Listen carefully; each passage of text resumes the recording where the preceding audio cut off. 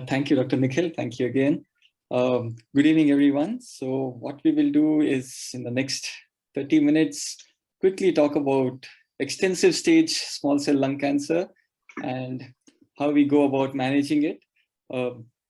So just to put in a background, we'll just take a quick case so that then we can all start discussing about it. So here's a 54-year-old smoker who's presented with cough, hemoptysis, weight loss. Scan is showing that right lung mass, central hilar mass, mediastinal nodes, liver metastasis, stage 4 disease, and the biopsy shows that we get a small cell lung cancer from the biopsy. So here, let's start with this. Let me start off, Dr. Kushal Patel. What do you do nowadays in small cell lung cancer after you get the histopathology? Are you anytime thinking of any biomarkers, even any time in practice? Hi, good evening to everybody. Not in small cell lung cancer. Frankly speaking, I am not going for any biomarker in this case, neither PD-L1 nor tumor mutation burden. Right. So that's how it is based on in small cell. But what do you think would be the role of TMB if you think in small cell? What are your thoughts about it? From treatment's point of view, I don't think so. It has much important roles to be played. But from predictive point of view, we can have some idea during our treatments protocol. We can have some immune therapy drugs to be combined with the ongoing or start to be chemotherapy drugs. That is some point of view backup with PD-L1 and TMB to get some positive response with immune therapy if we add with the some chemotherapy drugs. But technically speaking, in small cell lung cancer, the utility of these two markers are not so much extensive as in other malignancy. Absolutely, you're absolutely correct there. So I just wanted to bring out this point. It is a very interesting point. In small cell lung cancer, these are all smokers, and they have high mutations, and they always are the ones you would kind of think they should have high mutational burden and they should respond to immunotherapy. So this is always quite a controversial thing. It should ideally be the best ones for immunotherapy, but unfortunately we get limited response. We do get response, but we don't get the kind we would have thought with high tumor mutational burden load. And surprisingly, PD-L1 always is very less in small cells. Again, that's the TPS. If you do PD-L1 by the TPS, you will really get a very low TPS in small cells. So I agree with Dr. Kushal. There's absolutely no role of doing any kind of a biomarker testing in small cell lung cancer. So Dr. Uma, I will ask you, so if this patient comes to you, what are your first line choices for this management? So I'm just putting it in terms of chemo, and if it is chemo, platin etoposide, carboplatin etoposide, or chemo immuno. So what are your thoughts in this? So in today's day and age, obviously with the recent updates and recent trials, we know that immune checkpoint inhibitor added to a platinum etoposide combination does improve overall survival. So definitely that would be my first choice of treatment, and obviously followed by putting them on maintenance immunotherapy. The choice of platinum would basically depend upon the fitness of the patient, whether it can tolerate cisplatin, if too elderly, poor EF, or go for carbo. But platinum with etoposide and IO would be the first choice. Right. So you're not really insistent on cisplatin, right? You're okay with carbo, eto, and my first choice is usually cisplatin. I'll be honest, but sometimes because of comorbidities and other stuff, if I feel kidney function, etc., then I switch to carbo. But otherwise, first choice is always cisplatin for me. Right. Okay. So platin etoposide with IO, I think all of us will kind of say, if we have a best of the situations, that's the best way forward, and that's how we would try to look at. So no one talks about reserving IO for the second line, right? Dr. Amol Patel, any time you would think in small cells that you want to reserve the IO and not bother about it? Dr. Amol Patel? Dr. Amol Patel, sir, and Rajiv, sir, is not there. Right. Okay, thank you, thanks. So Dr. Anup, well, I would take your inputs on this. Are you clearly emphasizing on IO to be pushed into the first line if you're using it in small cell and no other lines? Sir, I would personally prefer to give it upfront because the overall survival is very less, and I will not like to miss a chance to hit it hard and hit it early. Second thing is regarding the choice of cisplatin and carboplatin, sometimes they have SIDH. Patient are sometimes very sick. So there I would prefer carboplatin if patient has SIDH, because cisplatin hydration becomes an issue. Other than that, it totally depends upon the toxicity profile of cisplatin versus carboplatin for choosing the partner in that. Right. I will try to give in the first line only immunotherapy. Hit it early, hard, and fast. Right. So clearly IO first line, not many patients will get to second line. We know it, and we really don't want to keep a reservation of the immunotherapy if we are going to use it. I don't know. I kind of think using this platin debates, still it's such a sad thing that we still hear the same thing. For 20 years back, we used to talk the same thing, carbosis. But I personally think it doesn't matter. Whichever platin you're comfortable with and you think your patient can tolerate, it's perfectly good. I'm not really very insistent on which platin. You should be comfortable and your patient should be comfortable. So now we come to the choice of IO. And so let me come to Dr. Nikhil. What is your thoughts about the choice of immuno? Now you have both these approved. You have Atezo and you have Durva. Both are approved with platin etoposide. What do you do and how do you think about it? Sir, I would like to answer a question with a question that are there brain meds in? Okay, that's a good one. So I will, let's start off with no brain meds in this. Later we'll talk to that brain meds. Let's put this as no brain meds. So then, see, I know the session is sponsored by somebody, but I have more usage. I have used more Atezoli with carbo and etopo, and this is what I have been using. And as regards to carbo and cisplatin, I think the debate can go on and on and on. But for me, it would be atezolizumab with carboplatin and etoposide. But to be really fair, durvalumab does offer some advantage, especially in consideration to brain meds, especially in terms of the dosing. So later on, durvalumab goes to once a month dosing, and it is very convenient if we have a once a month dosing with durvalumab. Right. So I think you're perfectly right there, because Atezo came in first and got approved first, and Durva got approved next when this Caspian data came up. All of us had started getting some hang on using Atezo, and now we are getting hang on how to using Durva. So the whole decision will come on. Both the IOs are fully approved, and we'll probably need to just look at how are we going to choose it for our patients. So just to put the facts of the Caspian study, a very large phase 3 study, platin etoposide in comparison to platin eto with Durva. And of course, there was the third arm, which was stopped because adding the CTLA-4 did not show any benefit. So there are a few points about this study, and there are a few differences. But before we come to that, the primary endpoint of looking at overall survival, it was significant, 10.5 months versus 12.9 months, hazards of 0.75, clearly significant. And this last year we saw a follow-up data, and that's the first time we are seeing 2 years data, and you're seeing 22.2%. So you're talking of 22% patients being alive at 2 years versus 14% with chemo. So clearly there are patients who are getting to the small tail of the curve, which is showing that there is extended survival. So again, Dr. Kushal, what are your thoughts on this data sets? Are you kind of impressed with it? I hear both ways, I don't deny this. And whenever we talk of immuno in small cells, we have this lot of conversation saying that it's only 2 months. And sometimes we say it's very less compared to, we would have liked to see what we see in non-small cells or in other cancers. So there's always that thought in the mind. What are your thoughts about this? Absolutely. As we know, we all know that the small cell malignancy is not so good malignancy. It's a little aggressive malignancy.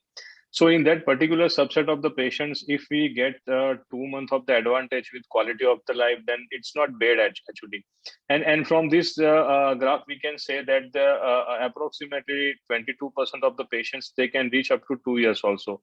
So it is quite reasonably good if we make a stage 4 or extensive stage small cell lung malignancy to survive beyond or at 2 years.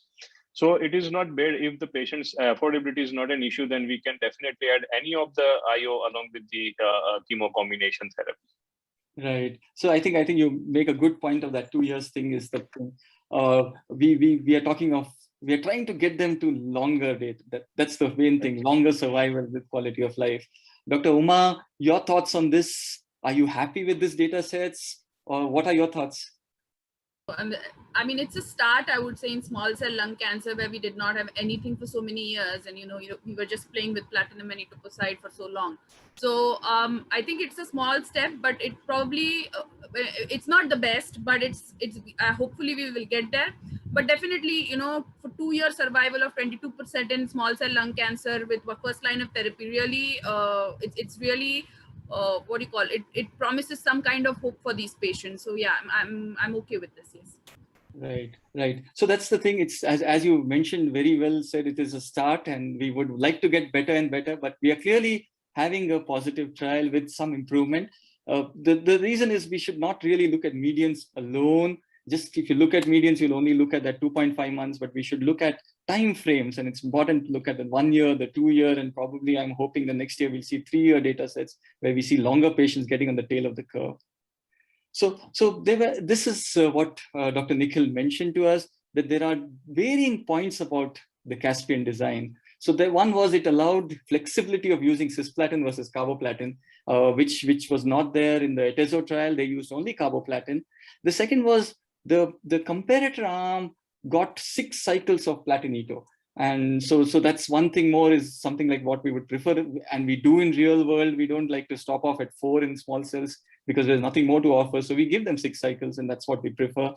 And also PCI was, another thing was the brain mets, which Dr. Nikhil mentioned. Brain mets were treated, and stable brain mets were included. And also if they were asymptomatic and untreated were also there. There was a small number of asymptomatic patients also included. But in the Atezo trial, you didn't have that part of it included. So PCI was also optional, was offered in the control arm as maintenance. So what we are seeing here is the standard of comparator arm is getting the best of care. You're getting 6 cycles, you're getting PCI, you're getting the best of treatments you can, and you're still having an advantage. And that's probably where Caspian has slight difference with the Atezo arms. So these were the differences which we kind of talk about. So again, Dr. Anup, your thoughts on this? The flexibility, would it really matter? And the number of cycles, would it really matter? Or the brain mets, that's what matters?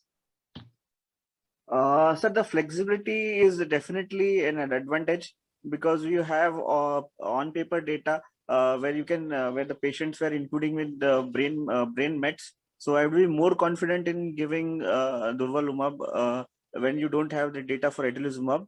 And platinum etoposide 4 to 6 cycles is fair enough. If patient is not tolerating, I stop at 4. If patient is tolerating well, no major toxicity, and there is good benefit, I continue up to 6. So that is not very relevant, but the brain mets part is it does matter clinically. Right. So that's one of the differences which is coming out in terms of brain mets. So that was the next question, but anyway, that's what you answered. So this is data from the brain mets patients. We have seen data that overall survival of these patients is very poor when patients present with brain mets. Median OS in many of the data sets in the chemotherapy era used to be somewhere about 8.5 months. And the Caspian, what you saw was patients in brain mets, the overall survival improved from 8.8 months to 12 months with a hazards of 0.69, clearly significant. And so somewhere you'd say even more significant than patients without the brain mets. So what it's clearly telling us is it is an effective regime. And as Dr. Anup mentioned, probably for brain mets, you have more data about durvalumab than you have about Atezo. So that's kind of looking and favoring it. I think Dr. Nikhil also voiced the same thought. So Nikhil, for brain mets, you are clear about, you are much more going to favor it? Yes, sir. So with brain mets, I think there is data only for that. Although asymptomatic brain mets were included in the atezolizumab arm as well. I think 17% was the number, but definitely treated brain mets were not included in the trial. But durvalumab had that option of using treated brain mets as well. Right. So there is this flexibility coming out. I don't think the drugs would be very different, and I don't think personally whether you use Atezo or Durva, it would matter that much. But you clearly have, in all these immuno trials, what happens is you end up choosing the drug according to the trial data, and that's the reason why probably Caspian would hold good a little more for patients with brain mets. So this is again emphasizing the same point that possibly all of us agree with this. Using this benefit at 2 years is probably significant enough, and all of us would kind of think of adding the immunotherapy to the chemotherapy in the first line setting. So this was the PFS data at 2 years, again talking that 10 to 11% of patients had not progressed at 2 years. Though these numbers quite small, sound very small, but when one needs to understand we are talking about small cell. So anything in small cell, when you start talking of 2 years PFS, it is remarkable in stage 4. There's really no doubt about this. And it's there right there in the NCCN guidelines. All the two combinations are fully approved depending on what you choose, and with the flexibility of using the platinum drug, whichever you want as per your choice. So Dr. Kushal, what are your thoughts about PCI in extensive stage small cell? I will come to some controversial questions here. So tell me, what do you do currently in extensive stage in terms of PCI? Do you do it or not do it? If we are using only platin plus etoposide, and if at the end of treatments the disease is stable or responding, then definitely we should go with the PCI. But how the PCI will be useful in the era of the immune therapy, that is a questionable. We have not enough data to support to use PCI in either of IO plus chemotherapy combination. So if I use atezolizumab or durvalumab along with the chemotherapy drugs, then I will definitely omit the PCI in even extensive stage small cell lung malignancy. So currently, but for your extensive stage post chemo, you do give PCI to your patients? Not right now. I definitely omit the PCI in ES right now, small cell malignancy. Right. Okay. Dr. Uma, your thoughts on the PCI in extensive stage? So as you said, it's a controversial topic, but still, I don't routinely use it unless patient has a complete response. And secondly, if patients are going to be compliant, because there was this one Japanese study where they did do an MRI every 3 months and treated at progression versus giving PCI, and there was really no impact on the overall survival. The only the impact was in the incidence of brain metastases. So I may be a little conservative in using PCI in extensive stage small cell lung cancer. Right. Dr. Anup, your thoughts? Do you use PCI? No PCI, extensive stage? Sir, I generally use PCI. I think the brain mets, even though there might be no OS difference, but they are very troublesome, seizures, then the morbidity. So I generally prefer to give PCI to my patient for extensive stage. Right. So this is perfectly the way it is. It is very controversial. So Nikhil, your last thoughts on that? So really controversial, but usually I don't go with PCI, sir. Right. Okay. I think we went in the whole loop up and down. We started with not giving, and then the ECOG study came, and then we started giving to our PCIs after chemotherapy when they finished, and then the Japanese data came, and again we stopped giving. Yes, so yeah, it is very controversial. I would say depends on how well your patient has responded and what your aims in the patient are. But I kind of think if patients are going to survive long, and especially if the immunotherapy starts working and IO combination, I would say we would avoid PCI, because we really don't want the quality of life to come down with any of the CNS related problems due to the radiation. Now, again, I wouldn't say if anyone does it is wrong. It's perfectly correct, and each person has its own way of looking at it. So the other controversial question was again same thing. What about the role of radiation to the residual primary after you finish treatment in the primary disease in these patients after you treat them? So please tell me what you do with the chemo era, and what would you change with the chemo plus immuno era? Would it really change, or would you follow the same thing? Dr. Kushal, I'll start with you again. Definitely, the question's answer is a little bit simple in a chemo plus immune therapy era, because we have immune therapy as a maintenance therapy after completion of the chemo IO combination therapy. That will take care of the residual disease, I think so. The questions is a little bit complicated in only chemotherapy options, but still in my personal, I am not using any local radiation therapy, the residual primary treatments at the end of the chemo therapy with positive response. Right. Okay. I think that's perfectly correct. Dr. Uma, your thoughts? I agree with Dr. Kaushal, I'm not using routine local EBRT to residual primary currently in extensive stage. I think there are a couple of trials which are going to answer both questions which are ongoing. Right, you're right. Dr. Anup, you do, yes? Sir, may I concur with the panel, sir? I don't use local EBRT. Okay. Dr. Nikhil? So I don't concur with the panel. There are two patients of us, and I'm not sure if Dr. Weber Sonmani is on the line. He's the senior radiation oncologist. And we have actually given local EBRT, which is a very good response to the primary. And we can put them on maintenance. We had used atezolizumab.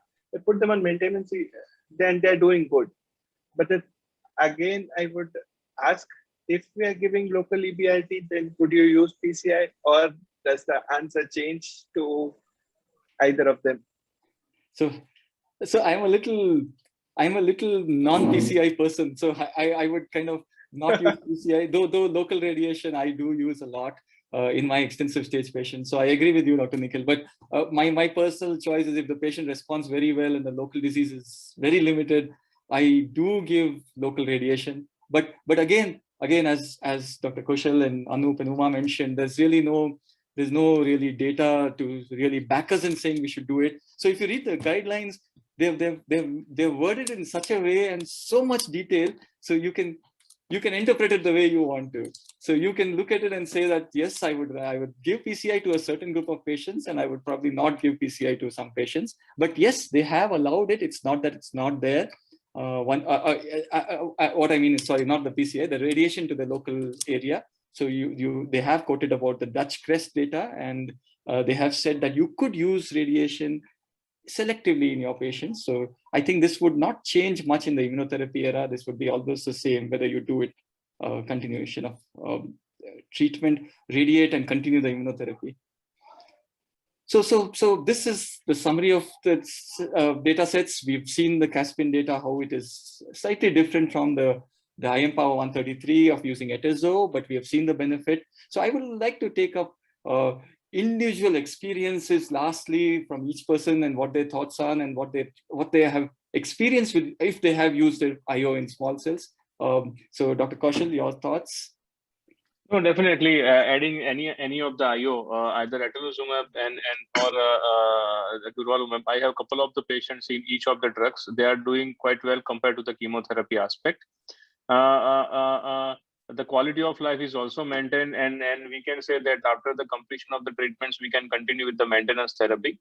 I am a little bit comfortable to use durvalumab as a treatment option, because it does have a flexibility with the two platines, carbo as well as cisplatin, and to a certain extent, it is useful in the patient who having a brain mets, because small cell lung cancer have tendency to grow into the brain very high. And as Dr. Nikhil has mentioned, that durvalumab as a maintenance therapy, we can consider every 4 weekly. So that is a little bit comfortable for a patient as well as to a doctor. And to a certain extent, economically, we have a higher age with durvalumab because of 4 weekly treatment. So these are my just summary of a concept. Right. Thank you for that. Dr. Uma, your personal experiences of using IO in small cells? I honestly, I'll be very, I have never used IO in small cell. Most of my patients have not been affording it. So so I don't have a personal experience of. Right. No, that's fine. It's very recently approved. So everyone will slowly gain experience. Dr. Anup, your thoughts on personal experience? Sir, no personal experience in small cell extensive stage. Yeah. Right. That's fine. Dr. Nikhil, your thoughts? Sir, to be really fair, we have used IO a lot, and I do offer it in everyone. And although the data doesn't show it only shows a 2-month advantage. Actually, I find that advantage is a bit more, and people are actually doing very well. So small cell, I think it is changing. Right. I think you put it right, Dr. Nikhil. I personally would say this, we also are very, very IO-centric. So we use a lot of IOs in lung cancer, and in small cells, we offer it to all our patients, and we have used both the drugs now. I personally think there is a difference. It's very difficult to say in the first 4 months, because your chemo is right there. So that's the whole problem with small cell. In non-small cell, you're still a little bit more confident in telling what is working, or maybe this is working better. But in small cells, we know the response comes from the platin veto. So there's that dramatic response. So we know that it's the chemo effect. So it's very difficult to kind of say that IO made a difference. But now as time goes by, we have a couple of patients who have actually crossed a year of post-treatment. And we have a couple of patients who took IO for a limited time and stopped IO, and the disease has not progressed even after stopping it for 6-7 months. They stopped for various reasons, financial or other things. But even after 6-7 months of stopping, the disease has not progressed. And I think that's where the difference lies.